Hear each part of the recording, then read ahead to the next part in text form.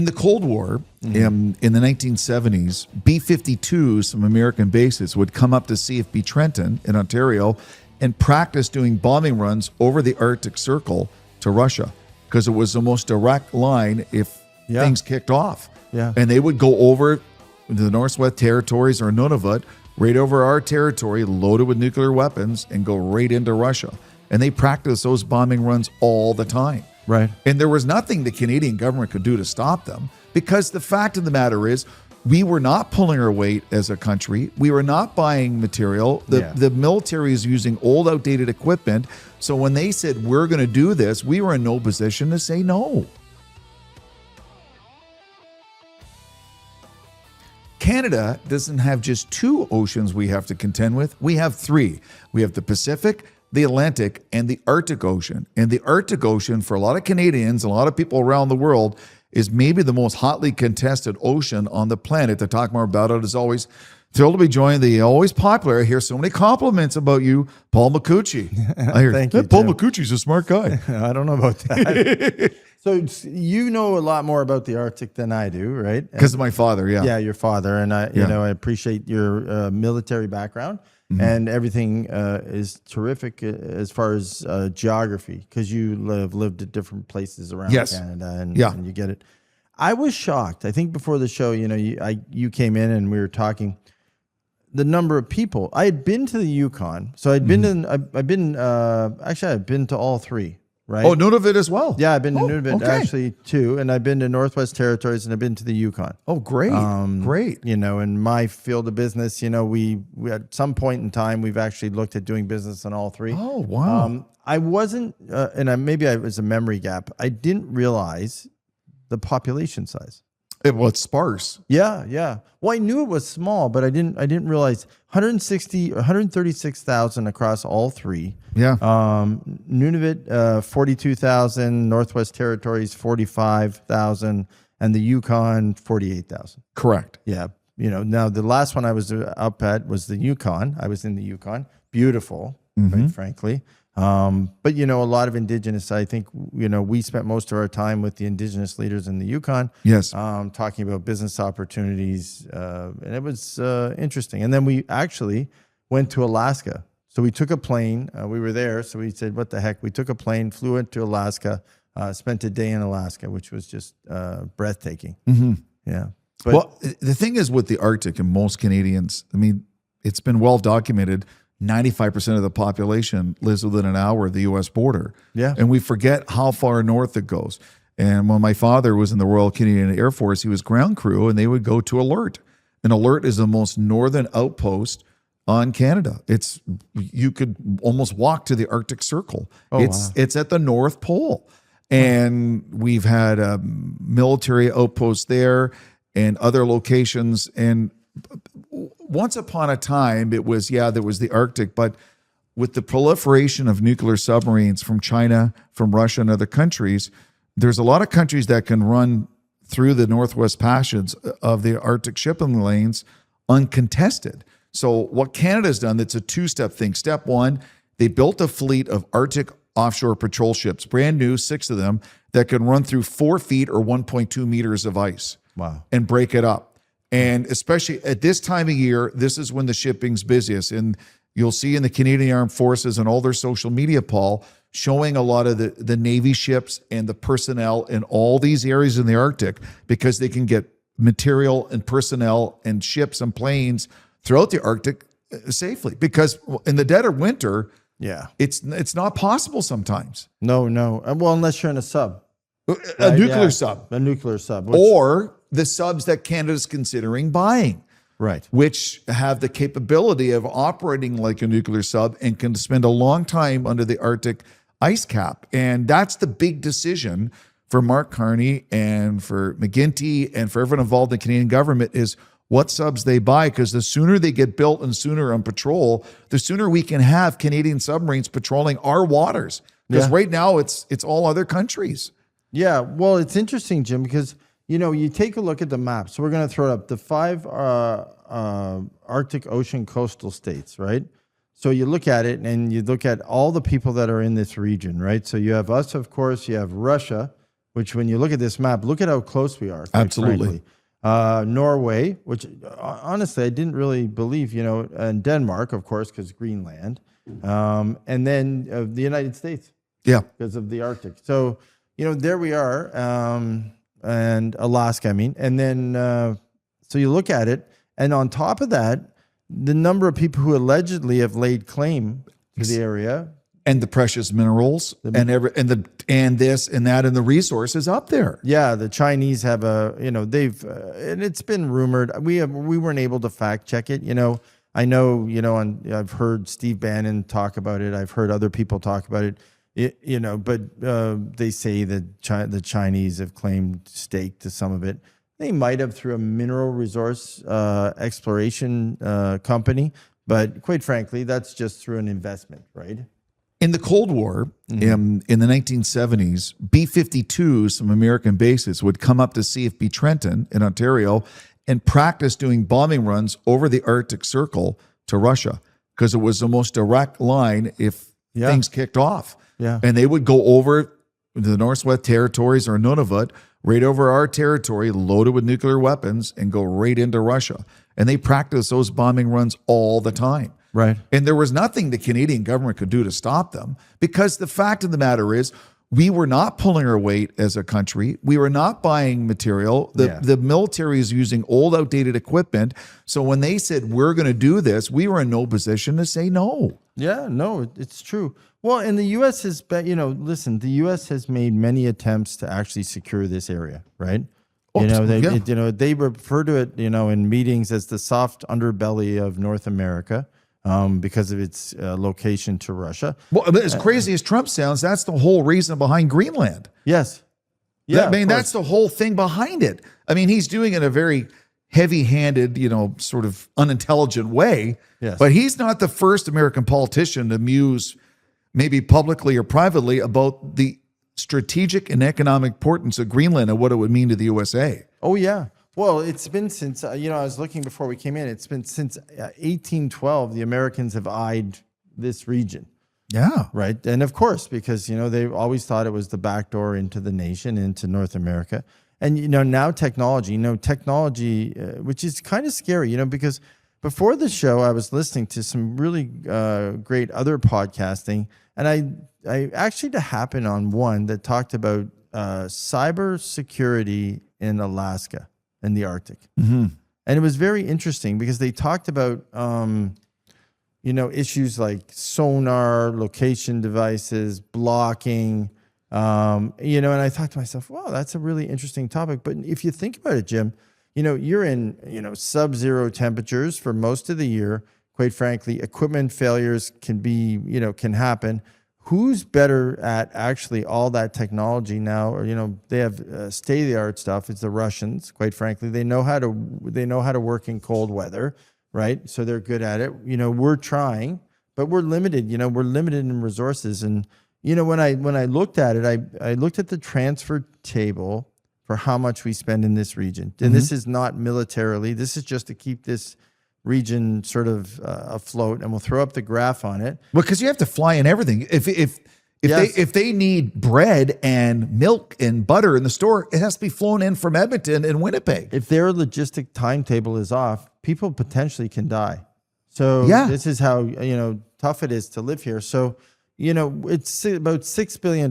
It's really costly. So and it's about, if you look by territory.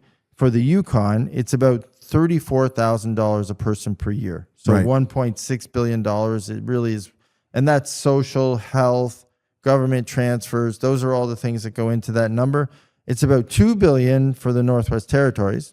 Yeah. Because of the expanse of how big it is, quite frankly, which is about $42,000 a person.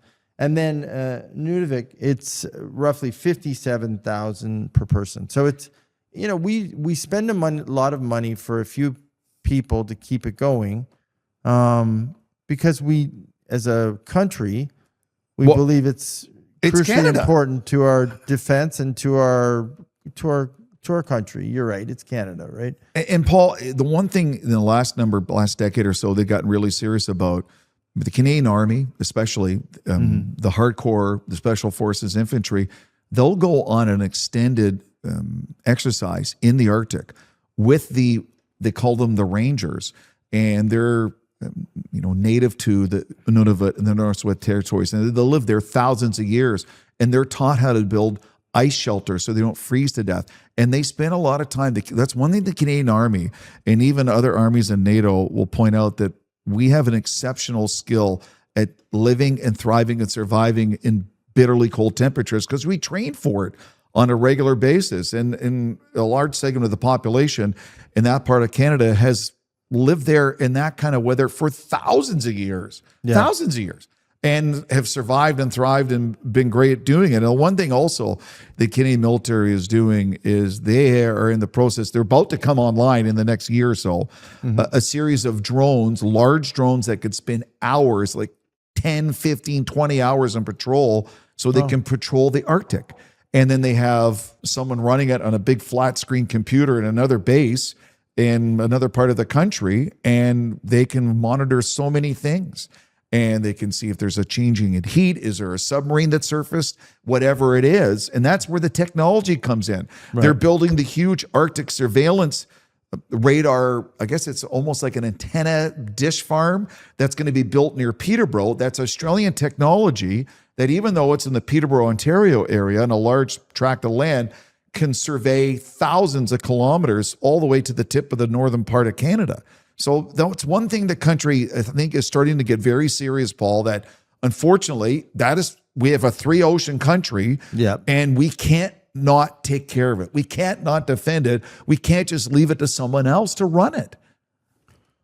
Yeah, no, I'm listening, Jim. I'm all for it. Yeah. Right. And I think it is economically, it's challenging. I think, that's something we talk about on the show a lot. Yeah. I guess we're at a point where our priorities have to be determined. So, as we want to double down and we want to go and we want to secure this area. Yep. We haven't made real big steps so far. So, we talk about it right now. We're having conversations about it. The submarines, whether the planes, like if we're going to do this, we have to really figure out how to do this. Then do we have to try to inhabitate this place? So do we have to go up into these territories? And do we need to create bases and create populations and communities, housing and community and roads and shopping? And I guess, Jim, we've kind of poked at it. I noticed when I went to the Yukon last. We flew in. Yeah. And we flew in, and it was nice. I'm not going to argue. I met some nice people. I can't say they lived super well. They had okay homes. They were safe. The community was small, right? But, I left thinking to myself, like, are we really committed to this? Or are we doing this, for a small number of people? Now, it's funny you bring that up, because 3 or 4 days ago, Lena Diab, the Minister of Immigration for the country, brought up the fact that, yes, we are going to get back to ramping up immigration in a few years, but the focus is going to be putting them on more remote rural communities in the country, not shoving everyone into downtown Toronto, Vancouver, Montreal, and Edmonton.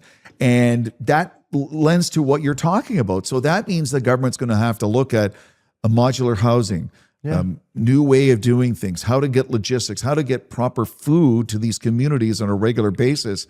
Because you hear the horror stories about someone trying to shop for food in these communities north of Alberta and Saskatchewan, and it's crazy, the prices. Yeah.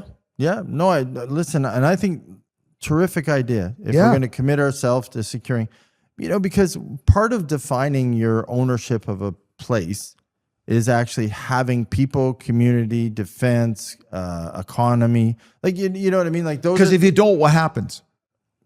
Someone could take it over. They get overtaken. Yes. Right. Yeah, they get overtaken. But, the reason I started off a little bit with the populations, because, if you go take a definition of a developed country, those are the definitions of a country, Absolutely. right? You have to have an economy. You have to, you have to have people. You have to have housing. All those things. The 9 pillars we have at True Patriot Love are really all the things that you have to have, right? And that means the government having a real coherent plan of infrastructure. Okay, we're going to put 50,000 in the Yukon, 50,000 in Nunavut, 50,000 more people in the Northwest Territories. Let's have the housing and services and first responders and everything they need to have that many people. And then that's something Canada as a country needs to be better at. We have friends that had a daughter graduate with a master's degree in a medium-sized community in Nova Scotia and was surprised to tell mom and dad there are no apartment buildings where she's living.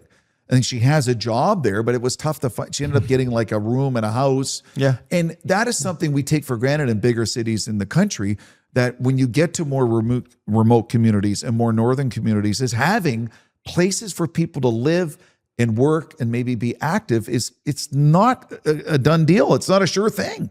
Yeah. Well, if we're gonna listen, we're gonna go up into the territories. If we're gonna secure the territories, how many people is it gonna take us? It's a great question. What are we dedicating? Because I just read the other day, this is interesting, that we're now talking, you know how we had the military shows? Absolutely. They're now talking about $8 billion in housing.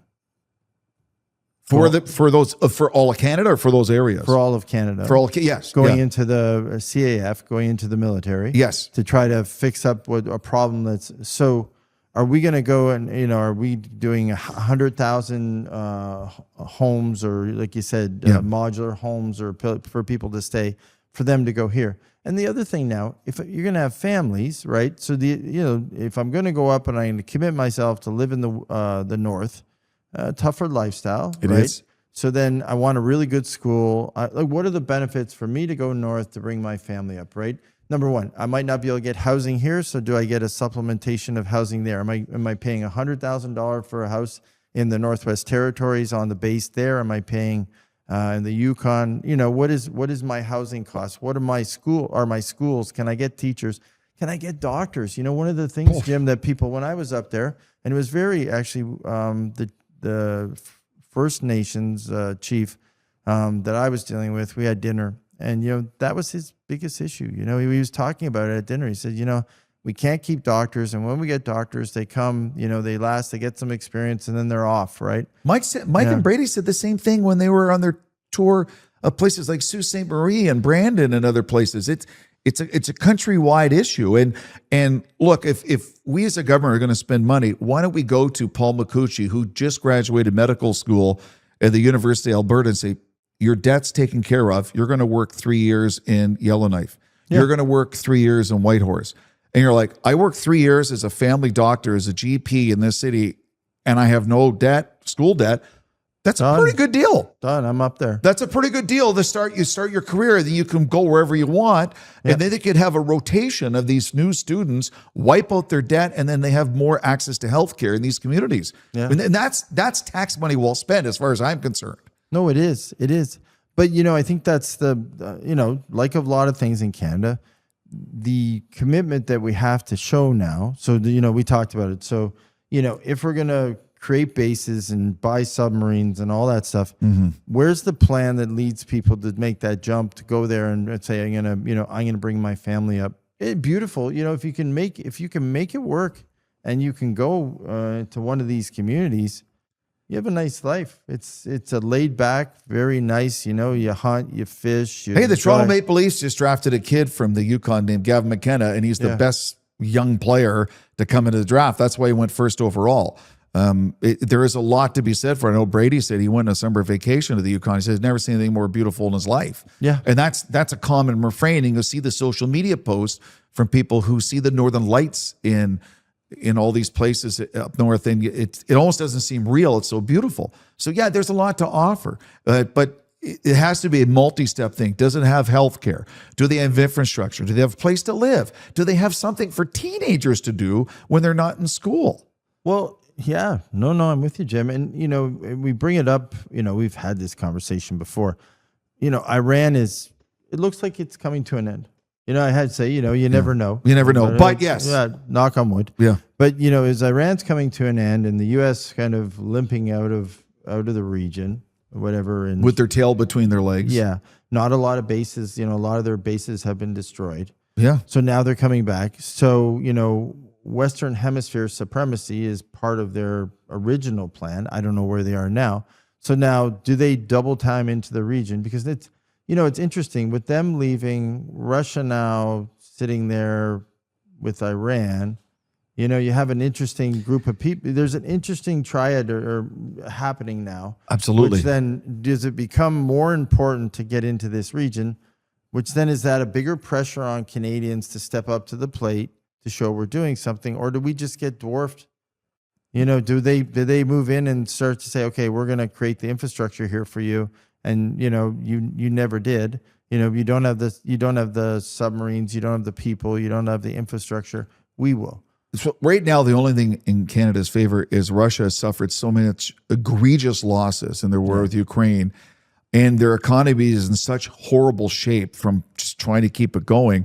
I don't think Russia's in a position to have this huge influx of money and everything into the Arctic as you envision. Now, America's a different story, but that puts more pressure on Carney and the government to make that submarine decision as fast as possible, to get the boats in the water as fast as possible, because by the time they're going to be ready, Russia may have recovered from economically and everything else from the war in Ukraine and may be ready to do a push in the Arctic. So the timing is tight for Canada and the government to make some sort of decision. Yeah, no, I think so. And I really do think we really do need to commit, or someone else is going to just take that spot. We went through their defense paper. I think the 2025 defense strategy for the United States. We've done it on a number of shows. They say it. They do. They come right out and they say, listen, Western Hemisphere is where we're going, right? We want to manufacture at home. We want all these things to happen. I know there's lots of challenges coming up with midterms and everything else, but you look at it and you think to yourself, this is a threat, and we need to think through how we want to participate in this area.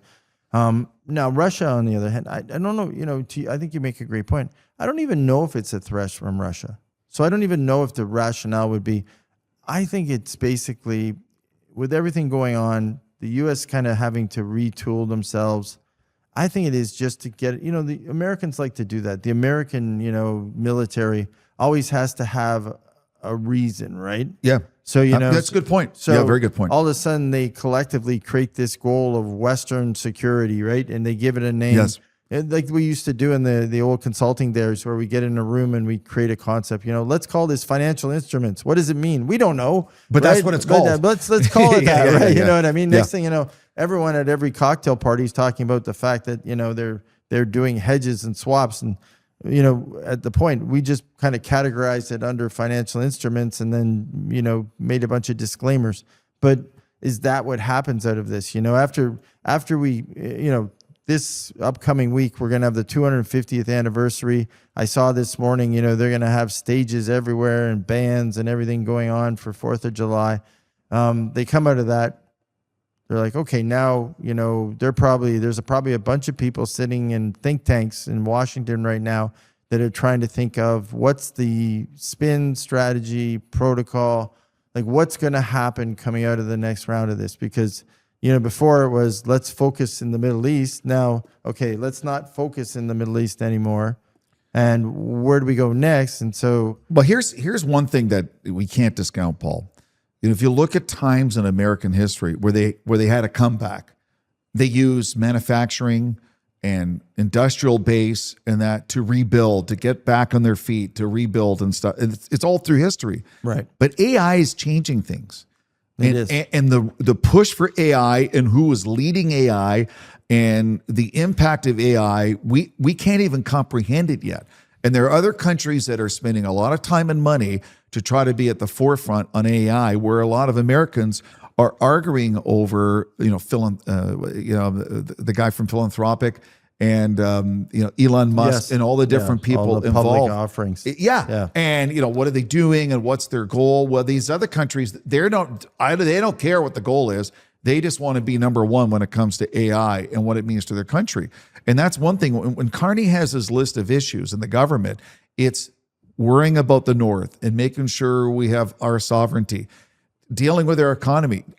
What is Canada's role in AI? Because I think that is like number 1A for every conversation. Because if we get left behind in AI, what does that mean to the Canadian economy? Well, it's interesting. So I was at a meeting on Friday, and there's a few government officials there, and they're trying to throw money in it through development.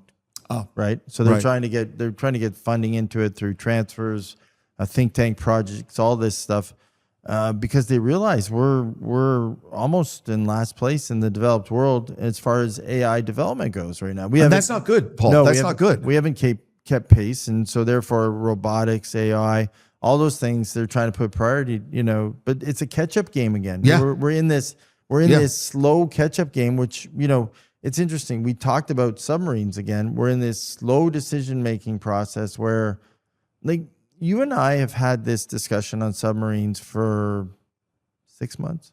Oh, longer. 8 months. Yeah. 9 months. Yeah. You and I did a show. It's funny. We're at almost 600 shows now. I'd probably say about 100. We had the submarine Paul, show. the discussion within government offices has been going back years before that. I know, but and the funny thing is we went and did the show where we talked about the allocation of funds per the budget. So they had it, right? Yes. So we're like, okay, the money's here. Like, it's not an issue of finding allocation of funds. It's right there on their desk to use. It is. It's allocated. It's in that $78 billion deficit budget. It's there. We allocated it. We looked at it, Jim, and we said to ourselves, okay, great. We had the debate, nuclear versus non-nuclear. I thought it was a good debate. And I agree with you in the end on it where you were. But here we are again. So it's committing ourselves to go in that direction.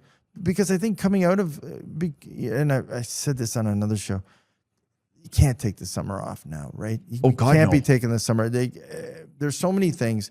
If you combine all the things happening on the geopolitical agenda right now in the world, and then you take a look at where we are financially, right? And it's crazy right now. There are people talking right now about the bubble bursting. There's lots of the real estate bubble you're referring to? No. Oh, just the monetary bubble. They're talking, it's NASDAQ and basically the tech stocks. Yeah. They're talking about the overvaluation. And it was something, people talked about a little bit. I'd say 6 months ago, I picked up on it. I'm like, yeah, I kind of think that way. I haven't been in it for a while. So I read about it. And now you're actually seeing it almost on a daily basis. Someone saying, "Okay, this bubble's going to burst." That's concerning. Offerings, and when that bubble bursts, right? Oof. And like any great innovation that's happened throughout the world, throughout our times, when that innovation that's supposed to spearhead us bursts, it usually means tough times for a period of time. Like it means deep recessions, and a tough run for a long-term period. Now, if that happens, right, then you're into large government projects, right? You remember that you've lived through it, Jimmy, in your life, and I've lived through it. When bubbles burst, you have to go to large, whether you're building a dam, whether you're building a city, whether you're building. This one sits here. When I look at this, and I prepare for this Arctic show, and I'm looking at, these territories, I'm thinking to myself, what better? Because I'm not convinced our money should be in mining. We've done a number of mining shows. There's some mining projects I do look at. Mining's speculative, and anyone can go argue with me 6 ways to Sunday. There are some great mining projects I'm sure around. We see them, but for the most part, a lot of it's very speculative. It's hit and miss. It's like going to the craps table and you don't always roll 7. Yeah. You don't always roll 7, but there's substantial risk. Yeah. Going in, if you're going to defend our country by the top half of our country, that's a no-brainer, and that doesn't have to include risk. That's just hard work. Well, and then Carney last week did announce the expansion and construction of the McKenzie Valley Highway. They're going to spend a lot of money. I saw that. So that's a good step. But the Globe and Mail, there was a great op-ed piece last week about the entrepreneurial spirit in other countries as opposed to Canada. And they said, you may not like Jeff Bezos, you may not like Elon Musk, but they were given the platform to be entrepreneurs with the way the government in the USA works. And he says, right now in Canada, it is too restrictive and too regulatory for a young entrepreneur or whatever age they are, entrepreneur, to come up. There could be someone somewhere in Canada with the next great AI idea, and that's being constricted by regulations and taxes and red tape. And eventually what happens is what we're seeing in California and America is they're doing it in California, and all the good entrepreneurs are moving to other parts of the United States because they don't want to deal with it. And if you're an entrepreneur with a great idea you think is going to help the Arctic or help the country or change the life for the better for Canadians, and they're not letting you do it, you're going to go somewhere else. We're in Calgary. I don't know if I told you this story, but it's a great story. We're in Calgary, and a good friend of mine says, you got to see something. Come for lunch downtown. Mm-hmm. So we go to this beautiful building where his office is right downtown in Calgary. We go up to like the 30th floor, and he takes me to a coffee shop. Oh. And he says, I invested in this coffee shop. And so I said, oh, this is really neat. And I go in, and it's just a non-traditional coffee shop in a very large office building. Go in, and I'm sitting there with him, and I'm saying, okay, what's the business model for this? Because this looks like a think tank.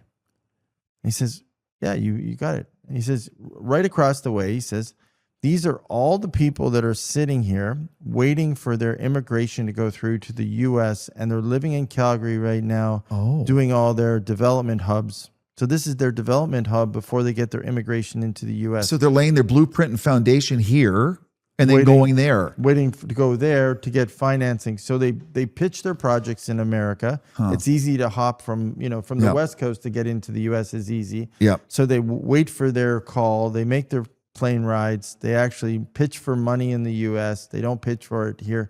And so he says, come with me. And we walked around, and he says, now let's go to the second floor. Like, you have 2 floors of this? He says, there's so much demand for this. He says, I sell it, and I sell it for a very high price. And these incubators, he says, these guys come in, and they bring like 30, 40 people, right? They get temporary residences. They work out of these hubs, the incubator I've created. And he says, I get great, each one pays me X a month. And I go, wow, this is a great business model. I said, I'm sad. Because we need to keep those people in Canada. Me very sad. I'm very sad because everywhere I drive around in Calgary, I'm seeing these sixplexes go up. And I said, you've really burst my bubble because quite frankly, I thought these guys were the guys moving into all these sixplexes. I said, well, who's moving into the sixplexes? He said, no, most of the people moving to sixplexes are just renting a room. Wow. They're not renting the whole sixplex. They're just renting them out as room by room. And they're in the sixplex. And they're sharing the kitchens. Wow. Right? I said, oh man, you're blowing me away here. This is not good, right? Like, this is not a good scenario here. I said, these are the people we'd like to keep. So I agree with you, Jimmy. And I think that great article, because, you look at it, even the way we fund new startups right now, we're still funding new startups by who you are, what you represent versus your idea. It shouldn't be like, to me, it should not matter, to tell you the truth. I don't really care what color, race, religion, whatever you are. I really don't care. You have a great idea, male, female, whatever you are, you should all get the same funding. You should get the same. It shouldn't have to, but we still haven't been able to, we're still tailoring it to groups. Which lends to the whole Laurentian elite argument that unless you're part of it, you're not part of the club and you don't get access to it. Because you're right. It doesn't matter who you are, what you are, where you're from. If you're Canadian, say, hey, I have an idea that's going to, you should have access to the same funds and government support as anybody else. Exactly. And we're not doing that. I can tell you I just had a firsthand experience on this one, and it was very interesting. And I walked away. I said, I don't know, if I'm a young man right now in this country and I just heard what I just heard, I'm not sure I'd be looking at things differently, right? So, and I've been here long enough. I'm going to stay and live here till the end of my life. But I don't know if I was in my 20s, I'd be looking at it that way, and it's a shame. And I did, I think I've said it on other shows. I felt that way. I felt that way in the late 80s. When they had the real estate crash? Early 90s. That's why I left. Yeah. That's why I got on a plane and I said, listen, there's got to be a better place for me. I'm feeling like I'm not appreciated and I don't have place. But, honestly, if you would have said to me, and I'm preparing for the show, if you would have said to me at that time, you can make some great money and you can get some good housing, go north. Right. I would have done it. Because number one, I'm handy. Right. So number one, I like to build. So it would have been nice for me. And number two, I would have been able to start my family in a more reasonable way, pay off my debts, get my kids educated, and maybe gotten the first 5 years under my belt with some cash in the bank, and not had to, and then go to the next stage of your life. not had to lever myself so highly, and had a more relaxed middle. You know, I'm going on a tangent for a minute. No, please. But we talk about the fact that our birth rates are down. Yeah. Right. And there's a lot of social and economic reasons. We're going to do other shows on it. But if I have to worry all the time about all these other issues, you know, whether I can afford my mortgage, whether I can do all these things, where I'm in a healthy environment, crime, if I can get away to a place where I don't worry as much about crime, worry about paying my bills, have fresh air, have organic food, right? And live kind of a more healthy life in the north, I'm probably doing that. But because at that time, I'm adventure racing already with a team. So at that point in my life, I'm already adventure racing with the motorhome and traveling across the nation, actually running races. I would have been gone. Paul, I drove on the 401 by Cambridge on Sunday, heading back from the Stratford, seeing a play with my partner, and there was a dozen campers in the parking lot, people living there on the highway because they can't find a place to live. Once upon a time, in the late 1800s, this country built the Great Canadian Railroad because they maxed out of farmland in Ontario and Quebec, and they wanted to expand farmland out west, which they did. But we're starting to max out of population of the big cities in the country, and it's time to start thinking about the North and the territories and the Yukon and what it has to offer and what we can do and spread things out a bit. Because I think it's going to be better, as you say, for people, young people looking for adventure, looking to make their stake in this country, and also good for the country as a whole. Makes us better. And what happened around the railroad time? Huge expansion, huge economy, everything. Right. But before the railroad was built was a bust, right? Absolutely. Right. So the economy, so it's interesting to look at what's happening. So when we talk about where things, are predicted to go, again, you've seen busts and booms our whole life. So quite frankly, if we do see a bust now, so if we do see, things... The recession, we can't call a recession, apparently.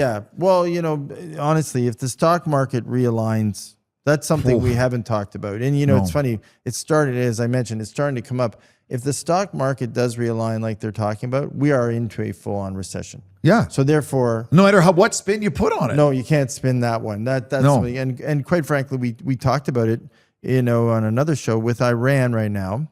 It always back to Iran because... this oil, 1/5 of the oil control. If Iran and gas and oil, it realigns and we go back to regular pricing, we're really sitting in a funny spot if the stock market tanks. So if the stock market tanks, then quite frankly, and tech stocks don't go up, then we're sitting there going, okay, how do we realign this country? And it's happened before. It's not Absolutely. It's not doom and gloom. It's happened, 5 times in my lifetime, major and minor. So quite frankly, you have to then sit down and say, okay, what major projects are we going to lean on? And this one, to me, looks like one that we should be leaning on. We should be going north and figuring out what to do. Now, how do you get north? That's the problem right now. So that's where the government comes in and creates the infrastructure. Right. Creates proper roads and highways and everything they need in the hospitals and healthcare and daycare and schools. So there's a place to go to. So when you go and check it out, like, am I going to stay there? There's something there for you. Yeah. Well, and this is, I think this is just staring us in the face. Over the weekend, we were talking about, it was a hot weekend. We're going to have a super hot week. Yes. I think we're going to have a super hot summer. That's what they're saying with the super El Nino. Yeah. So quite frankly, the weather's going to be hot. Probably a culmination of a bunch of things coming together. Not a great thing for, the civil content. Yeah, that's a good way to put it. Let's put it that way. Yeah. So, we have a bunch of things happening. We have hot weather. We have economic downturn. We have a bunch of things. I know they're sitting there and they're celebrating this weekend, and we should celebrate. But when we're celebrating, we should be announcing things we're celebrating, not, again, people. A parade is a great thing to and a sport's a great thing to celebrate. I know you're a big fan. I know, but we're celebrating these things. The problem is we should be celebrating these announcements now. So this is what worries on shows I talk about all the time. this is where I'm getting nervous. I'm getting nervous because I'm watching and I'm thinking to myself, okay, we got to celebrate the new pipeline. We got to celebrate. Right. We got to celebrate the highway. We got to celebrate think about this, Paul. The new, housing project going in Northwest Territories. Because when the Pride Parade's over, it's gone for another year. When the World Cup ends on July 18th, it's gone for 4 years. So when you're in mid-July and all the parades are over and all Canada Day is over and all the World Cup fun is over, then what? Well, that's, they're leaving. It's what? And they've said it before. I hope they filled the gap, but they were $750,000 short going into the parade. They run no, the but parade. I mean, to what you're saying, we have to clean it all up, right? Yeah. No, but the country as a whole, once all those distractions and all those festivals are over, yes. I hope that's when they get serious about announcing this, and this, and start thinking, okay, the fun's over. We had the parades and the festivals and Canada Day and the concerts and the World Cup Fan Fest. It's great, but now we got to get to business and get to work. Now, the interesting thing, so for a lot of people to watch, so July 4th, having lived, I think he's going to make a new set of announcements. Trump? Yeah. Oh. So I think what you're going to see... for America 250? Okay, put the prediction bubble. Right? Red alert. Yeah, red alert. No, I think we're going to see a new set of predictions or a new set of announcements that he's going to come out with. The one thing we learned, remember it was interesting, Venezuela, all these things. One thing about the Americans, they're thinking now. So when we're thinking about vacation, he was like, I'm going to go into Venezuela. What was it? Christmas Day or whatever. Yeah. Right. They're going, right. The rabbit's in the cage or and the mouse is in the cage and it's running as fast as it can run. I think coming out of this 4th of July, given everything that's got on, given where he is in the midterm, he's going to start making a bunch of announcements that he wants to, that pen's going to come back out again. Yeah. And he's going to be signing declarations saying, we're going to do this and we're going to do that. And here's we're going here. Because he's got to distract everyone from what just went down, right? Well, because the economic cost of what they did in Iran it's catastrophic. How much money they spent. I wouldn't be surprised if this region isn't on the table in that discussion. I wouldn't be surprised. I wouldn't be surprised. So much population and resources and military support already in Alaska. Yeah. It's already there for America. It wouldn't be that much of a stretch to do more there. Yeah, exactly. So I think stay tuned, and also, quite frankly, he's got to be looking at his economy. He's got to be worrying about that. The best 100%. The best way to stimulate the American economy is to keep the war machine going. If the war machine slows down in other parts of the world, because quite frankly, they just don't have the swag anymore, he can't just stop. He can't just sail back. He's got to rebuild somewhere. He's got to recommission. He's got to rearm it again. And those are all the things they're going to get active doing. And part of that is they have to align. There's always got to be, and this is their moniker. There's always got to be an enemy somewhere, right? Because then we're preparing for something, right? And so, quite frankly, I think this is one of the regions they're going to say, listen, we got to secure. Because otherwise they're going to roll into Alaska or exactly. take, yeah. Exactly. So that's why I think this is a major focus. So hopefully Mark Carney does take a little bit of time for a well-earned vacation, but then not too much time that he gets back to work and starts making announcements and getting stuff done. I think a lot of Canadians would like to see that because as a country, we need that, Paul. July 1st. Was supposed to be the next announcement yes. for all the major projects. Yes. So when I talk about Americans making announcements, well, let's do this. Let's get in front of them and make the July 1st announcements. Well, how good would it be? Parliament Hill, I've been there, the Canada Day celebrations. By the way, happy 159th birthday. We're doing this, and this. Yeah. Go Team Canada. Go Team Canada. Go Canada. And by the way, here's the next 6 projects. You guys, this is our future. Let's get into it. Yeah. Yeah. Yeah. Canada first. Thanks, Paul. Happy Canada Day. Happy Canada Day.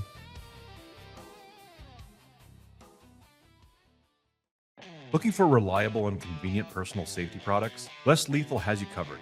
As Canada's only authorized Byrna distributor, we provide a range of products for recreation, protection, and security.